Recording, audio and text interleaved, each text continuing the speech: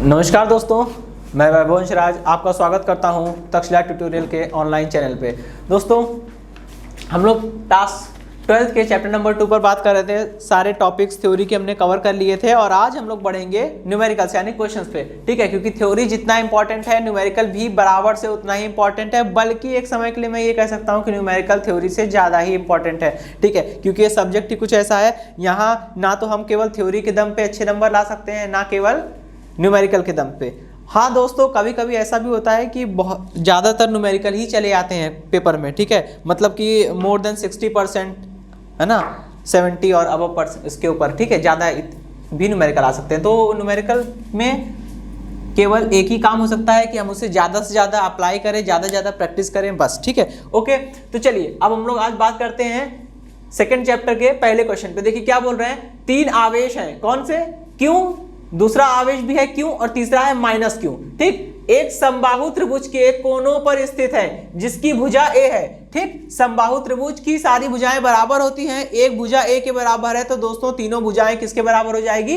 ए के बराबर हो जाएगी। ठीक है, बोल रहे हैं निकाय की वैद्युत स्थितिज ऊर्जा ज्ञात कीजिए। सबसे पहले क्वेश्चंस को करने के लिए हमें डायग्राम बनाना पड़ता है। डायग्राम बनाने का पर्पस केवल इतना होता है कि हमारी एक वेल अंडरस्टैंडिंग डेवलप हो जाए क्वेश्चन के साथ, क्योंकि सीधी सी बात है, जब तक हम प्रॉब्लम को समझ ही नहीं पाएंगे तो उसका सोल्यूशन यानी उसका हल निकालना असंभव है। जब तक हम लोग प्रॉब्लम समस्या को जानेंगे नहीं तो उसको सॉल्व कैसे करेंगे? ठीक है, तो एक डायग्राम हमने बना दिया। डायग्राम बनाना भी कुछ कठिन नहीं है, जो जो बोल रहा है करते जाइए। बोल रहे हैं 3 आवेश हैं। ठीक है, एक समबाहु त्रिभुज के कोने पर रखे हैं। भैया आवेश को समबाहु त्रिभुज के कोने पे आप तभी रखेंगे जब समबाहु त्रिभुज बनेगा। पहले यहाँ क्या किया, मैंने एक समबाहु त्रिभुज बना लिया। ठीक है, समबाहु त्रिभुज के पहला शीर्ष, कोई भी शीर्ष को पहला मान लीजिए, उसके हिसाब से कंटिन्यू करना शुरू कर दीजिए। ये पहला तो ये दूसरा, ये तीसरा, या ये पहला ये दूसरा ये तीसरा, ऐसे करके बना दिया। ठीक है, अब लाइन से आवेश को डिस्ट्रीब्यूट करना शुरू करिए। बोल रहे हैं पहले वाले कोने पर क्यों है, दूसरे वाले पे क्यों है, तीसरे वाले माइनस क्यों है। सेट कर दिया इसको। ठीक है, अच्छा अब बोल रहे हैं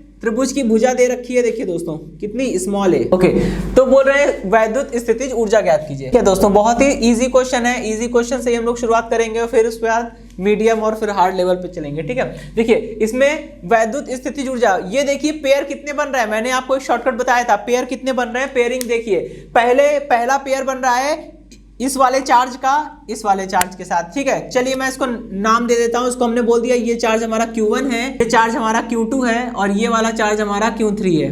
ठीक है, ओके। तो पहला पेयर किसके बीच बन रहा है? Q1 Q2 के बीच में। दूसरा पेयर Q2 और Q3 के बीच में। तीसरा पेयर Q1 और Q3 के बीच में। 3 पेयर बन रहे हैं। ठीक है, निकाय की कुल वैद्युत स्थितिज ऊर्जा का मान निम्नलिखित होगा। U = 1/4πε0। देखिए ये तो सभी पेयर में कॉमन होगा। 1/4πε0 इस वाले पेयर, इसकी पेयरिंग होगी तो भी कॉमन होगा, इसमें भी तो हमने इसको बाहर निकाल लिया। अब देखिए पहला पेयर बना रहे हैं Q1 Q2 का, तो ये हो जाएगा Q1 Q2 divided by R12। R12 का मतलब distance between charge Q1 and Q2। ठीक, इसी प्रकार से क्या हो जाएगा, दूसरा चार्ज लीजिए Q2 और Q3 की पेयरिंग होगी, तो Q2 into Q3 divided by R23।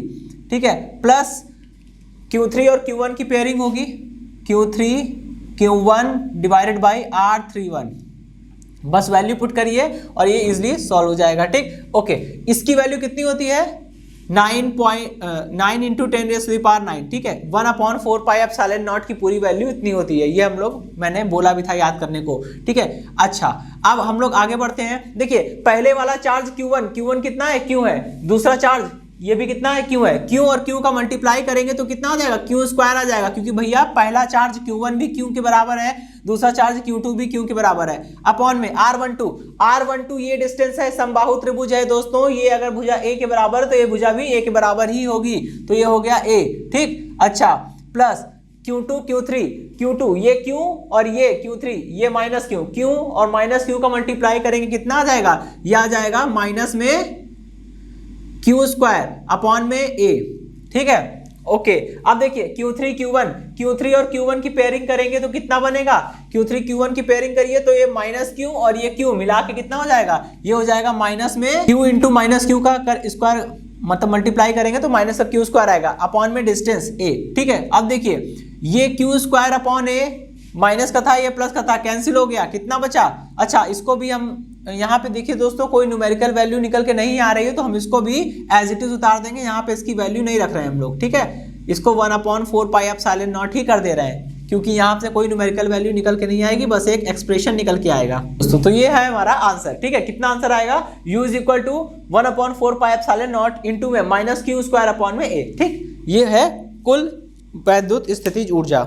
और दोस्तों एक थोड़ा सा एक्स्ट्रा शॉर्ट यहाँ पे जान लीजिएगा कि कार्य हो चाहे ऊर्जा हो, अगर वो निगेटिव है तो समझ लीजिएगा कि वो स्वतंत्र नहीं है। मतलब अगर किसी कण की ऊर्जा निगेटिव आ रही है, ठीक है, तो समझ लीजिएगा कि वो कण स्वतंत्र नहीं है, वो कण किसी चीज से बंधा हुआ अटैचमेंट है उसका, ठीक है। और ऊर्जा जब निगेटिव आती है, स्थितिज ऊर्जा अगर निगेटिव है जैसे कि यहाँ पे आ रही है, तो समझ लीजिएगा कि वो आकर्षण का अनुभव कर रहा है, वो कण आकर्षण का अनुभव कर रहा है। अगर स्थितिज ऊर्जा पॉजिटिव आती है, समझ लीजिएगा वो कण प्रतिकर्षण का अनुभव कर रहा है, ठीक, ओके। और इसी प्रकार से मैंने कार्य के लिए बताया था, कार्य पॉजिटिव होगा तो कार्य हम करेंगे, और अगर कार्य निगेटिव होगा तो कार्य हमें प्राप्त होगा। ओके दोस्तों, तो ये क्वेश्चन इतना सा था बस। अब चलते हैं ओके दोस्तों, हम लोग बढ़ते हैं नेक्स्ट क्वेश्चन की ओर। देखिए इस क्वेश्चन में क्या बोल रहे हैं, 2√2, ठीक है, 2√2 मीटर भुजा वाले एक वर्ग के प्रत्येक कोने पर, ठीक है, वर्ग में 4 कोने होते हैं, मतलब चारों कोनों पर 2 × 10⁻⁶ कूलाम आवेश रखा है, ठीक। इतनी बात समझ में आ गई। फिर बोल रहे हैं इसके केंद्र पर वैद्युत विभव की गणना कीजिए। अच्छा, अब यहाँ पे सबसे पहले हमको करना क्या है, हमको यहाँ पे एक वर्ग बनाना है। हमने एक वर्ग ड्रॉ कर लिया, ठीक है। अब इसमें बोल क्या रहे हैं, बोल रहे हैं कि इसकी भुजा कितनी दे रखी है, इसकी भुजा दे रखी है 2√2 मीटर, ठीक है, ओके। इसकी भुजा दे रखी है 2√2 मीटर। अब देखिए इसमें बोल क्या रहे हैं कि इसके केंद्र पर विभव निकालना है, ठीक है। केंद्र पर विभव निकालना है तो आपको पता है ना, वहां पे हमें डिस्टेंस चाहिए होती है। किसी भी बिंदु आवेश से r दूरी पर विभव निकालना है तो आवेश की उस बिंदु से दूरी, जिसे हम लोग स्मॉल r बोलते हैं, स्मॉल r निकालना है। मतलब हमें AO चाहिए होगा, BO चाहिए होगा, CO और DO चाहिए होगा। अब वो मुझे कैसे निकालना है वो हम ज्योमेट्री लगाएंगे, ठीक, ओके। तो अब इसका सॉल्यूशन स्टार्ट करते हैं। और देखिए इसके सॉल्यूशन में सबसे पहले हम लोग ये निकालेंगे कि AO, BO, CO और DO कितना होगा, ठीक है। तो AO बराबर BO बराबर CO बराबर DO, ठीक है। देखिए दोस्तों यहाँ पे हमको दिख रहा है ये वर्ग है, वर्ग में सिमेट्री होती है, ठीक है, सेंटर के अबाउट सिमेट्री होती है। तो सिमेट्री के साथ और ज्यामिति हम लोग अगर लगाएं, ज्योमेट्री लगाएं, तो भी हम लोग ये देख सकते हैं कि ये जो विकर्ण मतलब कि कोने से जो शीर्ष की दूरी जो होती है, मतलब किसी भी कॉर्नर से जो सेंटर की दूरी होती है, वो विकर्ण का जस्ट आधा, विकर्ण का हाफ होता है, ठीक है। तो AO बराबर BO बराबर CO बराबर DO, क्योंकि AO, BO, CO, DO यह है क्या, वो किसी वर्ग के केंद्र की कोने से दूरी है, ठीक है। कोने और केंद्र के बीच की दूरी, ये पॉइंट A, B, C और D ये सब क्या है, शीर्ष ही तो है। शीर्ष और केंद्र के बीच की जो दूरी होती है किसी वर्ग में, वो वर्ग के विकर्ण की आधी होती है। और वर्ग का विकर्ण कैसे मिलेगा, भुजा इंटू √2, बस प्रॉब्लम सॉल्व, ठीक है। अब देखिए AO बराबर BO बराबर CO बराबर DO इज इक्वल टू, भुजा कितनी है 2√2, यहां रख देंगे 2 इंटू √2, और ये तो भुजा हो गई केवल, और इंटू में √2 हमारे पास पहले से था, अपॉन में 2, कितना आ जाएगा, ये फाइनली रिजल्ट करेगा AO equal BO equal CO equal DO equal 2, ठीक है। और ये मीटर है तो मीटर में आ जाएगा, मतलब एमकेएस में आ गया, ठीक। अब देखिए हमको करना क्या है, जरा सोचिएगा, मुझे इन चारों आवेशों के कारण केंद्र पर विभव निकालना है, ठीक, ओके। हमको पता है कि किसी भी बिंदु आवेश के कारण आवेश से r दूरी पर स्थित किसी दूसरे बिंदु पर विभव कितना होता है, 1/4 pi epsilon nought Q upon में r। Q वो आवेश होता है जो विभव उत्पन्न कर रहा है। जरा पहले आवेश को देखिए, पहले आवेश के लिए विभव Q का मान कितना है, Q का मान 2 × 10⁻⁶ है, और r मतलब आवेश की बिंदु मतलब केंद्र से दूरी, वो AO के बराबर है, ठीक है। इतनी बात समझ में आ गई। दूसरे आवेश पे चलिए, यहां भी आवेश का मान सेम है और दूरी बराबर है। तीसरे आवेश में भी यही कंडीशन है, आवेश का मान बराबर है और दूरी भी बराबर है। इसका मतलब क्या हुआ, पहला आवेश केंद्र पर जितना विभव उत्पन्न करेगा, ठीक उतना ही विभव दूसरा आवेश भी उत्पन्न करेगा, तीसरा और चौथा भी। तो चारों को अलग अलग निकाल के बेवकूफी नहीं दिखाएंगे। एक क्वेश्चन केवल एक आवेश के कारण केंद्र पर विभव निकाल लेंगे और उसको 4 से मल्टीप्लाई कर देंगे, सिंपल। ठीक है, तो वही मुझे करना है। ठीक है, ये तो दोस्तों एक आवेश के कारण विभव हो गया। अब मुझे कुल विभव निकालना है, तो चारों आवेश के कारण टोटल निकालना है भाई। जो इसका विभव वही इसका, वही इसका, वही इसका, चारों को जोड़ने से अच्छा है 4 से मल्टीप्लाई कर दें। ठीक है, देखिए दोस्तों, केंद्र पर कुल विभव निकालना था, 4 से मल्टीप्लाई कर दिया किसको, V डैश को। ठीक, अब सारी वैल्यू यहाँ पे सब्स्टिट्यूट कर देंगे और देखिए कैलकुलेशन ही बची है बस। ठीक है, ये 4 अपनी जगह पे है। 1/4 पाई एप्सिलॉन नॉट की टोटल वैल्यू कितनी होती है, ये होती है 9 × 10⁻⁹। ठीक है, इनटू क्यों कितना है, 2 × 10⁻⁶, सॉरी -6। ठीक है, और AO विकर्ण का हाफ है, डायगोनल का हाफ, जो कि मैंने यहाँ पे 2 निकाला हुआ है।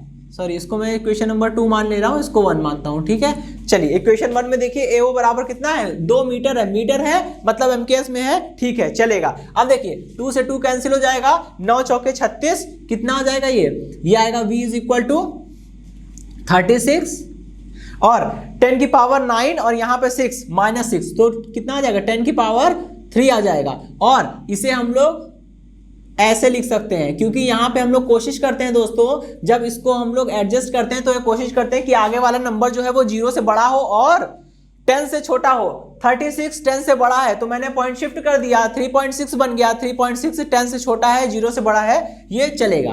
ठीक, यहाँ भी आंसर गलत नहीं है, आप इसको यहाँ पे भी छोड़ सकते हैं, कोई दिक्कत नहीं है। ठीक है, 3.6 × 10⁻⁴ वोल्ट। ओके दोस्तों, तो देख लीजिए ये इजी क्वेश्चन है, बिल्कुल फॉर्मूला बेस्ड है। आपको थोड़ा सा काम यहाँ पे ज्योमेट्री लगाने में किया गया है बस। दोस्तों तो अब लोग बढ़ते हैं नेक्स्ट क्वेश्चन की ओर। क्वेश्चन नंबर 3 देखिए, इसमें क्या बोल रहे हैं एक वर्ग की प्रत्येक भुजा 60 सेंटीमीटर लंबी है। ठीक है, सबसे पहले हम क्या करेंगे, एक वर्ग यानी एक स्क्वायर को ड्रॉ कर लेंगे। ठीक है, और उस स्क्वायर को ड्रॉ करने बाद उसकी हर एक भुजा यानी कि हर एक साइड 60 सेंटीमीटर के इक्वल है, ऐसा हमने यहाँ पे दिखा दिया है। ठीक, फिर बोल रहे हैं कि इनके कोनों पर, वर्ग में दोस्तों 4 कॉर्नर्स होते हैं, 4 कोने होते हैं, चारों कोनों पर क्रमशः मतलब कि सीक्वेंस वाइज क्या करेंगे, किसी एक को हम लोग कॉर्नर नंबर A बोल देंगे, दूसरे को कॉर्नर B, तीसरे को C और लास्ट को कॉर्नर D। ठीक है, और क्रमशः का मतलब होता है सीक्वेंस से चलना है। पहले कॉर्नर A पर कितना आवेश पुट रखा है मैंने, -2 माइक्रोकूलम, B पर +3 माइक्रोकूलम, C पर -4 माइक्रोकूलम और D पर 5 माइक्रोकूलम। ठीक है, बोल रहे हैं वर्ग के केंद्र पर विभव ज्ञात कीजिए। दोस्तों जैसा हमने पहले क्वेश्चन में कर लिया था, थोड़ा सा हमें इजी पड़ गया था, सारे आवेश बराबर थे, तो एक आवेश के कारण विभव निकाल के और मैंने 4 से मल्टीप्लाई कर दिया था। वहां सिमेट्री थी, ऐसा हो गया था, लेकिन यहाँ पे ऐसा नहीं है, क्योंकि सभी चार्जेस अलग अलग हैं। ये -2 है, वो 3 है, -4 है और ये +5 है। ठीक, तो यहाँ मुझे जो करना है वो इतना करना है कि सबको इंडिविजुअल अलग अलग निकाल के लास्ट में सम करना ही होगा। ठीक है, ओके। सबसे पहले जो प्रॉब्लम आएगी वो क्या आएगी, मुझे डिस्टेंस AO, BO, CO और DO निकालना है। ठीक, तो लिखेंगे, देखिए वर्ग में ज्यामिति से इतना तो हम लोग सब लोग पढ़े हैं। ठीक है, 8वीं 10वीं क्लास की चीज है कि वर्ग की अगर भुजा दी हो तो हम उसका वर्ग का विकर्ण यानी डायगोनल निकाल सकते हैं। ठीक है, और हमको ये भी पता है ये वर्ग है, तो इसमें वर्ग में किसी भी शीर्ष से केंद्र के बीच की जो दूरी होती है, शीर्ष से केंद्र के बीच की दूरी जो होती है वो क्या होती है, वो विकर्ण की हाफ होती है। पहले विकर्ण निकालेंगे, उसका हाफ कर देंगे, डिस्टेंस मिल जाएगी। ठीक है, तो AO बराबर BO बराबर CO बराबर DO इज इक्वल टू, जहाँ कितनी है ये 60 सेंटीमीटर, तो यहाँ पर हो जाएगा 60 × √2/2। ठीक, और ये सेंटीमीटर में है, खैर उसको यूनिट हम लोग बाद में लिख लेंगे। फाइनली कितना निकल के आएगा, AO = BO = CO = DO equal, ये हो जाएगा 30√2 सेंटीमीटर। ठीक है, क्वेश्चन नंबर 1।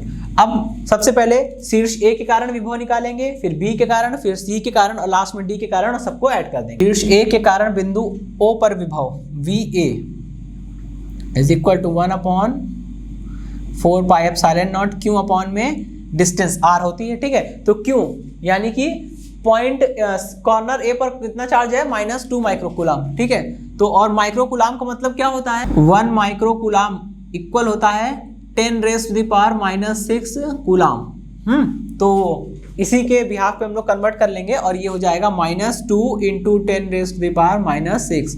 ठीक है, अपॉन में मुझे डिस्टेंस रखनी है। ठीक है, कौन सी डिस्टेंस रखेंगे भाई, कॉर्नर A पे जो चार्ज है 2 माइक्रोकूलाम के कारण केंद्र पर विभव निकाल रहे हैं, तो दूरी भी किसकी लेंगे, केंद्र से इस आवेश की दूरी लेंगे, और केंद्र से इस आवेश की दूरी देखिए कितनी है, AO के बराबर है, तो मुझे यहाँ पे AO रखना है। AO कितना है 30√2, और ये सेंटीमीटर है, सेंटीमीटर को मीटर में कन्वर्ट करने के लिए क्या करना होगा, 10⁻⁻2 से मल्टीप्लाई करना होगा, ठीक है, क्योंकि हम ये भी हम जान रहे हैं कि 1 सेंटीमीटर इक्वल 10⁻⁻2 मीटर, ठीक। ओके, अब हम क्या करेंगे, इसको हम सॉल्व करने की कोशिश करते हैं, ठीक है। इसको हम वैल्यू पुट करनी पड़ेगी यहाँ पे। इसकी वैल्यू कितनी होती है, 1/4πε0 की 9 × 10⁹, ठीक है, मल्टीप्लाइड बाय, और ये माइनस साइन है तो इसको मैं आगे लिख दे रहा हूँ, ठीक, और ये हो जाएगा 2 × 10⁻⁻6 डिवाइडेड बाई कितना हो जाएगा 30 में। देखिए इसको हम 30 को लिख सकते हैं 3 × 10, और 10 मतलब 10⁻1 वो इसमें मर्ज कर दे रहे हैं, कितना हो जाएगा, ये 3√2 हो जाएगा इंटू 10⁻⁻1 हो जाएगा, ठीक है। नंबर को एक साथ लेके सॉल्व करेंगे, बाकी पावर्स को एक तरफ, ठीक है। अब देखिए 3 को इससे 9 से डिवाइड कर देंगे, आ जाएगा 3 और 3 दूनी 6, कितना बन जाएगा ये VA इज इक्वल टू 6/√2, ठीक, इंटू पावर देखिए जरा, 10 की पावर यहाँ पे 9 है, ये ऊपर जाके +10 हो जाएगा -6, कितना आ गया पावर 4, ठीक। और एक और चीज यहाँ पे देखिए, इसको हम लोग लिख सकते हैं 3 × 2 और √2 से डिवाइड करके इसे फाइनल हम लोग कितना लिख सकते हैं 3√2, और ये माइनस साइन आएगा, ठीक है, ये VA की वैल्यू आ गई। इसी तरह से हमें VB निकालना है, ठीक है। शीर्ष B के कारण बिंदु O पर विभव VB इक्वल कितना हो जाएगा 1/4πε0, और यहाँ पे Q रखना होता है, Q वो चार्ज होता है जिसके कारण विभव निकालना है, तो इसको रखेंगे। यहाँ पे कितना हो जाएगा, ये हो जाएगा 3 × 10⁻⁻6, क्योंकि माइक्रो का मतलब होता है 10⁻⁻6, ठीक है, अपॉन में डिस्टेंस ये वाली डिस्टेंस BO कितना है 30√2, और ये सेंटीमीटर में है, मुझे MKS चाहिए, MKS मतलब उसे मीटर में लिखना है, 1 सेंटीमीटर बराबर 10⁻⁻2 मीटर होता है, तो इसी के बिहाफ पे कन्वर्जन करेंगे तो 30√2 सेंटीमीटर इज इक्वल टू हो जाएगा 30√2 × 10⁻⁻2। अब ये आ गया मीटर में, इसको लेकर हम चलेंगे, ठीक है। अब कैलकुलेशन करनी है, इसकी पहले वैल्यू रखेंगे। VB 1/4πε0 किसके बराबर होता है 9 × 10⁻9 के, ठीक है, और इसको एज इट इज लिख देंगे 3 × 10⁻6 डिवाइडेड बाई, देखिए यहाँ पे 30 को लिख सकते हैं 3 × 10, और एक 10 मतलब 10⁻1, और यहाँ 10⁻2, इसमें मर्ज कर देंगे जैसे मैंने पहले किया था, कैलकुलेशन थोड़ा इजी हो जाएगा, और ये 10⁻2 की जगह केवल 10⁻1 बचेगी, ठीक, मतलब -1 बचेगी, ठीक। अब कैलकुलेशन बचाए, देखिए 3 से 3 कैंसिल हो जाएगा, कितना बचेगा, VB is equal two plus का आ रहा है और कितना आएगा 9/√2, इसमें डिवीजन नहीं होगा अभी, ठीक है, 9/√2 इंटू 10 की पावर, देखिए 9 ये ऊपर जाके प्लस हो जाएगा, 10 की पावर +10 और -6 मतलब 10 की पावर 4। और दोस्तों यहाँ पे हम लोग निकालते हैं शीर्ष C के कारण बिंदु O पर विभव। C की बात कर रहे हैं तो केंद्र से आवेश C वाले आवेश की दूरी लेंगे, ठीक है। C पर जो आवेश रखा है उसकी केंद्र से दूरी किसके बराबर है, OC के बराबर है, और आवेश हमको ये वाला लेना है, तो कितना हो जाएगा -4, ठीक है, तो माइनस साइन को आगे लिख लेंगे, 4 माइक्रोकूलाम मतलब 4 × 10⁻6, ठीक है, डिवाइडेड बाई, अब ये डिस्टेंस लेनी है, CO किसके बराबर है, CO बराबर है 30√2 × 10⁻²। इसको कैलकुलेट करिए, देखिए पहले तो इसकी वैल्यू रखनी पड़ेगी फिर कैलकुलेशन होगा, तो VC इज इक्वल टू कितना हो जाएगा -9 × 10⁻9, ठीक है, ये तो 1/4πε0 की वैल्यू हो गई, माइनस साइन आगे लिख दिया, ये कितना बचा है, ये है इंटू में 4 × 10⁻6 डिवाइडेड बाई 10 निकाल के यहाँ शिफ्ट कर देंगे जैसे पहले किया हुआ है, ठीक है, 3√2 × 10⁻1, इसको जरा सॉल्व करते हैं, देखिए 3 से 3 कटेगा, ठीक है, और कितना आएगा 3 टाइम्स आएगा 3 चौके 12/√2, यानी ये आ जाएगा 6√2 माइनस का √2 × 10⁻9 और +1 मिलके 10 हुआ -6 यानी कि पावर 4, ठीक, और कितना हो गया। अब लास्ट में काम करना है, D के कारण निकालना है, सबको ऐड करना है। अब डी के कारण विभव निकालना है 1/4 पाई एप्सिलॉन नॉट, और ये वाला चार्ज लेंगे क्योंकि इसके कारण निकालना है मुझे, ठीक है। तो ये हो जाएगा 5 माइक्रो कूलाम को लिखेंगे 5 × 10⁻⁶ अपॉन में डिस्टेंस लेनी है डीओ, और डीओ भी कितना था 30√2, लेकिन सेंटीमीटर में था, मीटर में कन्वर्ट करने के लिए 10⁻⁻2 लगा देंगे। इसको कैलकुलेट कर लेते हैं, ठीक है। D इज इक्वल टू ये हो जाएगा 9 × 10⁹ multiplied by 5 × 10⁻⁻6 divided by 10 shift कर देते हैं इधर 3√2 × 10⁻⁻1। इसको कैलकुलेट करेंगे, देखिए कितना हो जाएगा, 3 से इसको भाग देंगे, यहाँ पे आएगा 3 और 3 बचे 15/√2, ठीक है। VD इज इक्वल टू कितना हो जाएगा माइनस नहीं प्लस है, ठीक है, प्लस में 15 ऑन में √2 × 10⁻, अतः बिंदु O पर कुल विभव, अतः बिंदु O पर कुल विभव, ठीक है। क्या करेंगे, सबको जोड़ना पड़ेगा, तो V इज इक्वल टू बिंदु O पर कुल विभव निकालना है, VA VB VC और VD को जोड़ना पड़ेगा, ठीक। चलिए जोड़ते हैं। VA कितना आया था दोस्तों, VB की वैल्यू कितनी आई थी 9 देखिए सभी में 10⁻4 आ रहा है, इसे हम ले लेंगे कॉमन, ठीक है। और जो बचेगा वो देखिए क्या होगा, पहले इसको और इसको देखिए, ये भी √2 के साथ है, मल्टीप्लाई में भी √2 के साथ है, दोनों को कंबाइन कर लेते हैं, कितना आएगा -9√2, ठीक है। और इसको और इसको कंबाइन कर लेते हैं, ठीक है, क्योंकि इसके अपॉन में √2 है, इसके अपॉन में भी √2 है। चलिए कितना हो जाएगा 15 कितना हुआ, सॉरी 15 मिलके 24 यानी कि 24, ठीक है, डिवाइडेड बाई √2, और इसको हम कॉमन ले लेते हैं 10⁴, ठीक। अब यहाँ पे एलसीएम हो जाएगा, कितना आएगा ये आ जाएगा √2 का मल्टीप्लाई होगा 2 आएगा, 9 दूनी 18 यानी कि माइनस का 18 प्लस का 24, ठीक है, डिवाइडेड बाई √2 × 10⁴, ये है V। फाइनल यहाँ से जवाब आएगा -18 प्लस का 24 कितना आएगा प्लस का 6 अपॉन में √2 यानी ये आ जाएगा 3√2 × 10⁴ वोल्ट्स। और यहाँ पे √2 की वैल्यू रख के सॉल्व करने की जरूरत नहीं है, यहाँ भी आप इसे छोड़ सकते हैं, पूरे नंबर मिलेंगे, ठीक है। ओके चलिए अब हम लोग मूव करते हैं नेक्स्ट क्वेश्चन पे। ओके दोस्तों अब देखिए नेक्स्ट क्वेश्चन पे हम लोग चलते हैं। इसमें क्या बोल रहे हैं, एक समबाहु त्रिभुज के प्रत्येक कोने पर 250 माइक्रो कूलाम के आवेश वायु में रखे हैं, 250 माइक्रो कूलाम के आवेश वायु में रखे हैं, ठीक है। इस त्रिभुज के परिकेंद्र से जिसकी प्रत्येक कोने से दूरी कितनी है 18 सेंटीमीटर है, परिणामी वैद्युत विभव क्या होगा। इस सेंटर पर मुझे, ठीक है, इस सेंटर पर मुझे जो है वो विभव कैलकुलेट करना है। तो अब देखिए पहले तो ये बताइए और अपने आप से भी ये प्रश्न करिए कि बिंदु O पर कितने विभव लग रहे होंगे। भाई आपको पता है विभव केवल और केवल आवेशों के कारण ही तो उत्पन्न होते हैं। यहाँ सेंटर O पे सपोज करिए आप यहाँ पे खड़े हो जाइए और देखिए सराउंडिंग में आपके चारों ओर या इधर उधर कितने आवेश है, टोटल 3 आवेश है, पहला आवेश, दूसरा आवेश और ये तीसरा आवेश, यानी कि जो पोटेंशियल डेवलप होगा वो केवल और केवल इन 3 चार्जेस के कारण ही होगा, ठीक है। तो मेरा काम क्या है, मेरा काम ये है कि इंडिविजुअल सबको निकाल के सम अप कर दे, ठीक है, क्योंकि ये विभव है, अदिश राशि है, तो कोई भी दिशा वगैरह की चिंता करने की आवश्यकता नहीं है। लेकिन यहाँ पे अब हम लोग देख रहे हैं तीनों आवेश बराबर हैं और तीनों आवेशों की बिंदु से दूरियां भी बराबर है। जब आवेश बराबर है, Q का मान बराबर है, दूरियां बराबर है, R बराबर है, इसका मतलब तीनों एक ही जैसा विभव उत्पन्न करेंगे, तो तीनों को अलग अलग कैलकुलेट करने की जरूरत नहीं है, एक को कैलकुलेट करेंगे 3 से मल्टीप्लाई कर देंगे, ठीक है।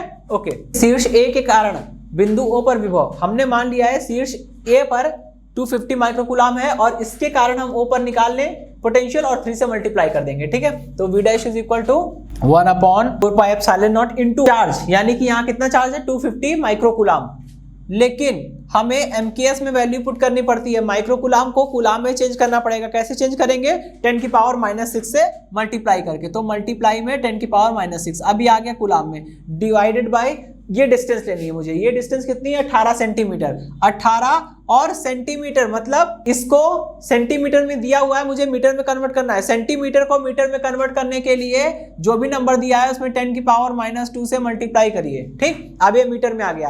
अब इसको कैलकुलेट करने के लिए बस इसकी वैल्यू रखनी पड़ेगी 1/4 पाई एप्सिलॉन नॉट, पूरे इतने की वैल्यू कितनी होती है, ठीक है, ये तो याद ही है, ये हो जाएगा 9 × 10⁹, ठीक, ये इतने की वैल्यू हो गई। अब इसको नंबर को लिखिए, यहाँ पे कितना है 250 × 10⁻⁻6 डिवाइडेड बाई 18 इंटू 10 की पावर -2। देखिए केवल जो जो कैंसिल हो रहा है उसको कैंसिल करिए, 9 2 जा 18, ठीक है। और अब इसको डिवाइड करते हैं, कितना हो जाएगा ये v dash is equal to 250/2 यानी कि 125, और पावर देखिए 9 और ये ऊपर 2 जाके कितना हो जाएगा 11, 11 में से 6 माइनस करेंगे कितना आएगा 5, तो 10 की पावर 5, ठीक। अब ये वोल्ट तथा केंद्र O पर कुल विभव निकालिए जरा, कितना हो जाएगा ये v इज इक्वल टू 3 से मल्टीप्लाई कर देंगे उसको, 3 इंटू 125 इंटू 10 की पावर 5, ठीक है। ये कितना हो जाएगा 25, 125 को 3 से मल्टीप्लाई करेंगे 375, ठीक है, इंटू 10 की पावर 5।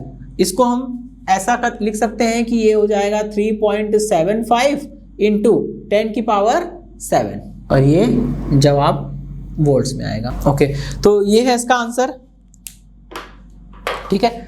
चलिए, इजी था। अब हम लोग बढ़ते हैं नेक्स्ट क्वेश्चन की ओर। देखिए क्वेश्चन में क्या बोल रहे हैं, एक तार को 10 सेंटीमीटर त्रिज्या के वृत्त के रूप में मोड़ दिया गया है, ठीक है। मतलब तार स्ट्रेट था, उसको हमने राउंड कर दिया है बिल्कुल एक सर्किल के फॉर्म में, अब वो एक सर्किल बन गया है, ठीक है, एक वृत्त बन गया है। और मोड़ने बाद उसे क्या किया गया है, 250 माइक्रो कूलाम का आवेश दे दिया गया है, और वो तार है, मतलब तार बोल दिया तो समझ जाइए, अंडरस्टूड है कि वो कंडक्टिंग मटेरियल का है, क्योंकि नॉन कंडक्टिंग मटेरियल के वायर नहीं बनते हैं, ठीक है। तो तार है, चालक पदार्थ है, आप आवेश देंगे वो आवेश अपने आप फैल जाएगा, आपको कुछ भी करना नहीं पड़ेगा, ठीक है। वही लिखा हुआ है, देखिए 250 माइक्रो कूलाम का आवेश दिया जाता है जो उस पर एक समान रूप से फैल जाता है और फैलेगा ही, ठीक है। खैर, इसके केंद्र पर वैद्युत विभव ज्ञात कीजिए। इसके लिए मुझे एक डायग्राम बनाना पड़ेगा, ठीक है। सबसे पहले तो हम ये जानेंगे कि जब हमने इस तार को हमने आवेश दिया था, क्यों आवेश दिया था, और आप समझ सकते हैं ना कि पहले ये तो एक वायर था ना, सिंपल, ये एक सिंपल स्ट्रेट वायर था, ठीक है। स्ट्रेट वायर जो है वो कन्वर्ट हो गया किसमें, वो कन्वर्ट हो गया एक सर्किल में, मैंने इसे मोड़ दिया है, ठीक है।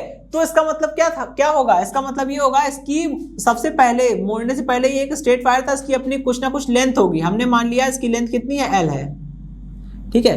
बाद में जब हम इसे सर्किल के रूप में राउंड कर देंगे तो जितनी लंबाई इस वायर की थी उतनी ही लंबाई तो यूज होगी, मतलब कि अगर हम इस वाले वृत्त की परिधि यानी सरकमफेरेंस निकाल लें और उसको L के बराबर कर दें तो वो एक रिलेशन आ जाएगा L में और R में, और मुझे वही चाहिए भी, ठीक है।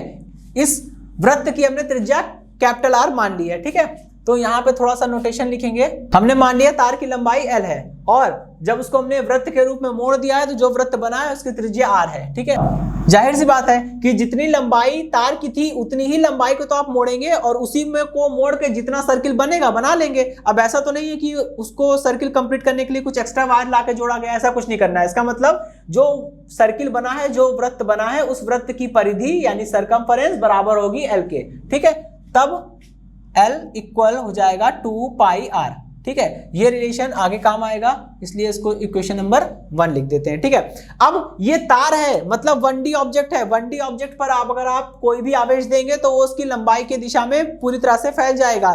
चालक पदार्थ है तो एक समान रूप से फैलेगा ही, और जब आवेश किसी रेखा पर वितरित होते हैं तो वहां पे हम लोग रेखीय आवेश घनत्व कंसीडर करते हैं, लैम्डा, ठीक है। तो रेखीय आवेश घनत्व का मान निकाल लिया जाए, ठीक है। लैम्डा बराबर कितना होता है, लैम्डा बराबर होता है आवेश बटे में तार की लंबाई, ठीक है, आवेश बटे तार की लंबाई, और तार की लंबाई बराबर 2 पाई R यानी कि वृत्त की परिधि, तो Q इक्वल 2 पाई R, ठीक है। इक्वेशन नंबर 2, इन सब की जरूरत पड़ने वाली है। अच्छा, यहां मुझे विभव निकालना है, हम डायरेक्ट भी कैलकुलेट कर सकते हैं लेकिन वो मेथड शॉर्टकट है, यहां पे काम कर जाएगा। लेकिन अगर स्थिति थोड़ी सी अलग हुई, मतलब कि मान लीजिए वृत्त पूरी तरह से वृत्त ना होकर थोड़ा सा टेढ़ा मेढ़ा होता है, तो ये वाला कॉन्सेप्ट जो मैं बताने जा रहा हूं, जो शॉर्टकट था, जो मैं नहीं बता रहा हूं, वो गलत हो जाएगा। तो आप पूरा प्रोसीजर सीखिए ताकि वो हर क्वेश्चन पे अप्लाई हो, ठीक। मैंने इसके लिए किया क्या है, मैं यहाँ पे इंटीग्रेशन परफॉर्म करने वाला हूं। मैंने छोटा सा एक लंबाई अवयव ले लिया है DL। इस DL लंबाई अवयव के कारण, इस DL लंबाई पूरे तार पर आवेश है तो तार का एक छोटा सा टुकड़ा ले लिया है, इतना हिस्सा। ये तार के छोटे से टुकड़े पर थोड़ा ही सही लेकिन आवेश कुछ ना कुछ तो होगा ही, ठीक है। बस हमको ये करना है, तार के इतने छोटे से टुकड़े पर जितना भी आवेश होगा उसके कारण मुझे केंद्र पर विभव निकालना है, और फिर पूरा इंटीग्रेशन कर देंगे तो संपूर्ण तार के कारण केंद्र ऊपर विभव मिल जाएगा, ठीक। ओके, और लंबाई का एक छोटा सा टुकड़ा लिया गया, इसे लंबाई अवयव बोलते हैं, DL लिख रहे हैं, ठीक।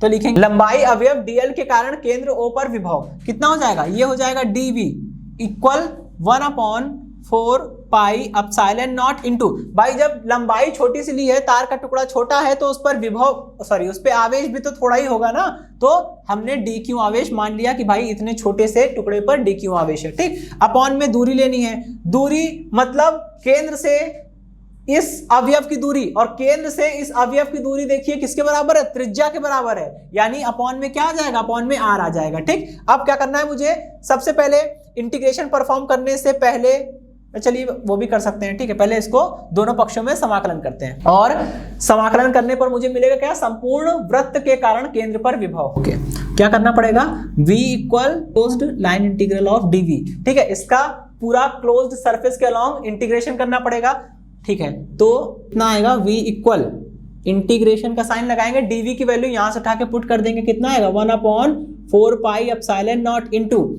dq अपॉन में r। अब देखिए जो जो कांस्टेंट है उसका इंटीग्रेशन नहीं होगा, वो आराम से बाहर आ जाएंगे। 1/4 पाई एप्सिलॉन नॉट कांस्टेंट है, वो बाहर आएगा। कैपिटल R वृत्त की त्रिज्या है, एक बार हमने वृत्त बना दिया तो उसको त्रिज्या को डिस्टर्ब तो करेंगे नहीं, यानी वो भी कांस्टेंट है, वो भी बाहर आ जाएगा। केवल और केवल जो वेरिएबल है वो dq है। तो v इक्वल कितना हो जाएगा, ये हो जाएगा 1/4 पाई एप्सिलॉन नॉट इनटू ये, और r भी बाहर निकल आएगा ना इसके साथ, ठीक है, अपॉन में r, ठीक। और कितना होगा, इंटीग्रेशन होगा केवल dq है, छोटे से लंबाई अवयव पर आवेश है dq, ठीक। जब हम इसका पूरे वृत्त के ऊपर अगर हम इसका समाकलन करेंगे तो हमें पूरे वृत्त पर कितना आवेश है वो मिल जाएगा, ठीक है। यानी dq का समाकलन करेंगे तो कितना मिल जाएगा, q मिल जाएगा। तो ये फाइनल आ जाएगा 1/4 पाई एप्सिलॉन नॉट इनटू ये हो गया q अपॉन में r, ठीक है। यहां लिख देंगे since closed integral of dq equal q, यानी कि टोटल चार्ज, ठीक। ओके, अब देखिए सारी वैल्यू पुट करिए, जवाब मिल जाएगा। तो v equal 1/4 pi epsilon not की वैल्यू कितनी होती है, 9 इंटू 10⁻⁹, ठीक है, मल्टीप्लाइड बाई q इक्वल कितना है, q देखिए ये 250 माइक्रोकुलाम को कुलाम में चेंज करना हमारी जिम्मेदारी है, क्योंकि फ्यूजन क्रिएट करने के लिए ऐसा दिया जाता है ताकि गलत हो जाए, ठीक है। हमें MKS लेकर चलना है तो माइक्रोकुलाम को कुलाम में चेंज करेंगे। ओके, तो ये कितना हो जाएगा 250 इंटू 10⁻⁻⁶, ठीक है। अब ये कुलाम में आ गया, अब ये चलेगा। अपॉन में r मतलब त्रिज्या, वृत्त की त्रिज्या, देखिए वृत्त की त्रिज्या बोल रहे हैं, दिया गया है 10 सेंटीमीटर, लेकिन 10 सेंटीमीटर को मीटर में कन्वर्ट करेंगे तो 10⁻⁻² से मल्टीप्लाई कर देंगे, केवल कैलकुलेशन बची है, ठीक है। कितना हो जाएगा ये आएगा 9 इंटू 250, ठीक। और पावर देखिए यहाँ पावर ये तो बराबर हो जाएगी, -1 बचेगी, ठीक है, -1 ऊपर जाएगा 10, 9 + 1 -6 मतलब 10 - 6 कितना आएगा, 4 आएगा, ठीक है, 4। अब इसको कैलकुलेट किया जाए 250, अभी ये हम इसको 25 समझते हैं, 0 बाद में इंक्लूड कर देंगे। 25 का 9 से मल्टीप्लाई करेंगे तो 225, हाँ 225, ठीक है। तो ये हो जाएगा 25, ठीक है, और एक 0 है, ये 0 लगा दिया, 10⁻⁴। फाइनली कितना जवाब मिलेगा, v इक्वल, इसको डेसिमल को शिफ्ट कर दीजिए, कितना हो जाएगा ये 2.25 इंटू 10⁻⁴ 10⁻⁷, ठीक है, वोल्ट्स। ओके दोस्तों, तो ये है इस क्वेश्चन का एंड, ठीक है। ओके दोस्तों, तो आज के सेशन में रखते हैं इतना ही, मिलते हैं हम लोग नेक्स्ट सेशन में, धन्यवाद।